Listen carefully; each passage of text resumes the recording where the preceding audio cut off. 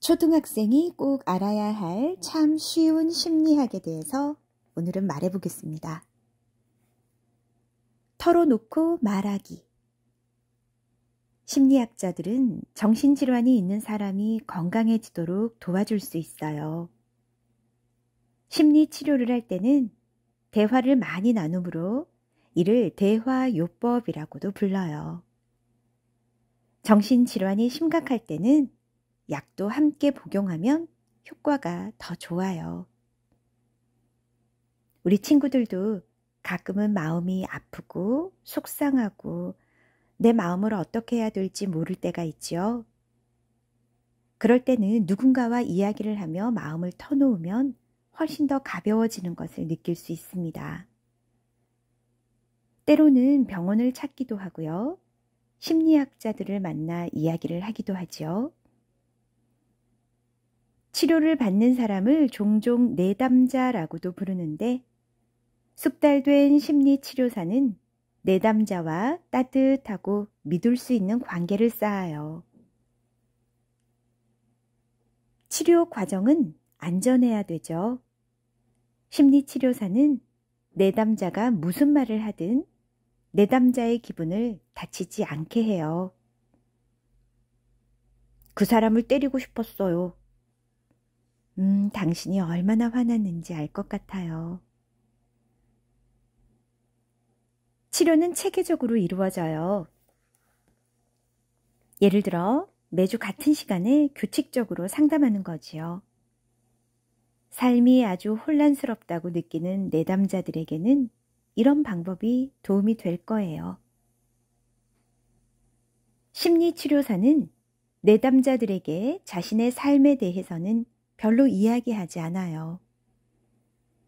이와 같은 분명한 경계가 있으면 좀 더 체계적인 상담이 될 수 있거든요. 이런 얘기는 해요. 이런 얘기는 하지 않아요 하는 경계선이 있답니다.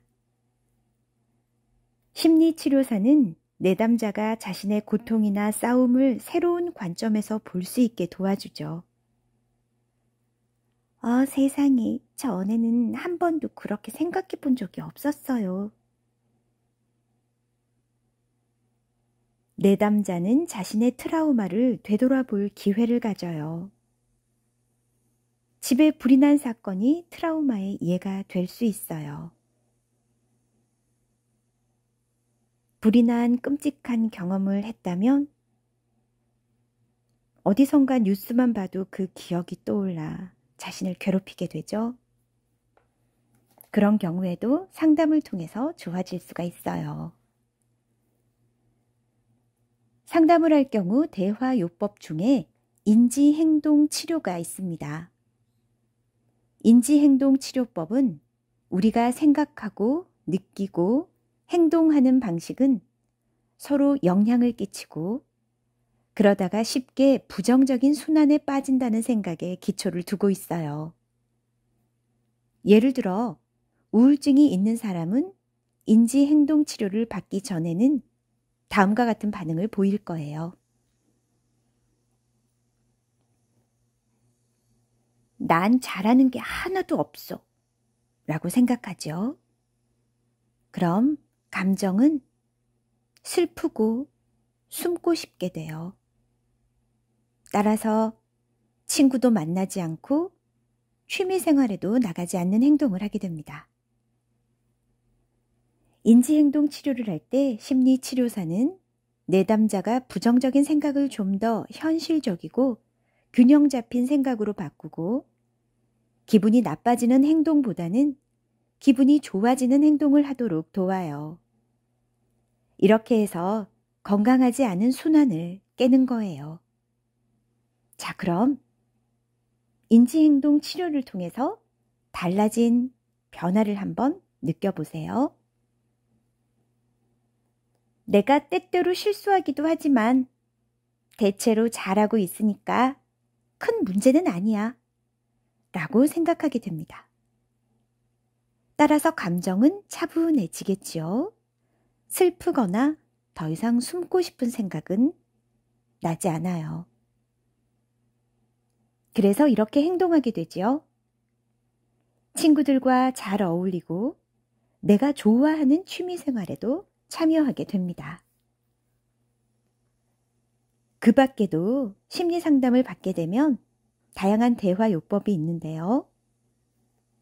상담 치료에서 심리치료사는 내담자의 사고방식을 바꾸려고 하지 않아요. 그보다는 내담자 스스로 자신의 과거가 현재 자신이 느끼는 방식에 어떻게 영향을 미치는지 더 잘 이해하도록 도와요.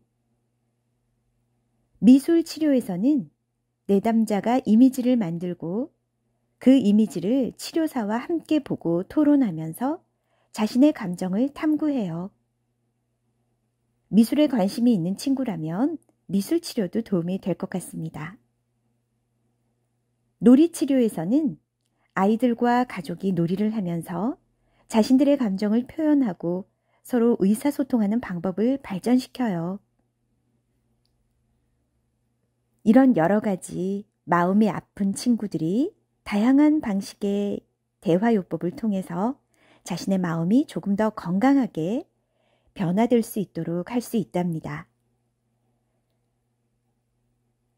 친구들이 학교에서나 유치원에서 생활을 하다 보면 마음이 아프거나 또는 왜 자꾸 이런 부정적인 생각이 들지? 라고 할 때 우울해질 때가 있을 겁니다. 그럴 때는 가까운 어른에게 자신의 마음을 털어놓거나 아니면 위클래스 학교에 있는 상담센터를 방문하는 것도 좋은 방법이 될 거예요. 누군가가 내 이야기를 진심으로 들어주고 경청해 준다면 내 마음은 따뜻함을 느끼고 힘을 얻을 수 있을 테니까요.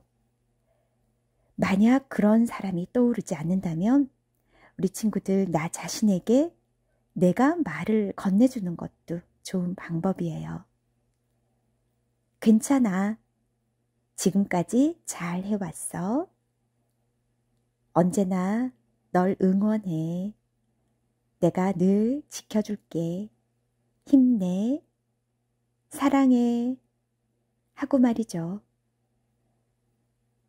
언제나 마음 근육이 튼튼한 우리 친구들이 되기를 바래요. 지금까지 써니 스토리텔러였습니다.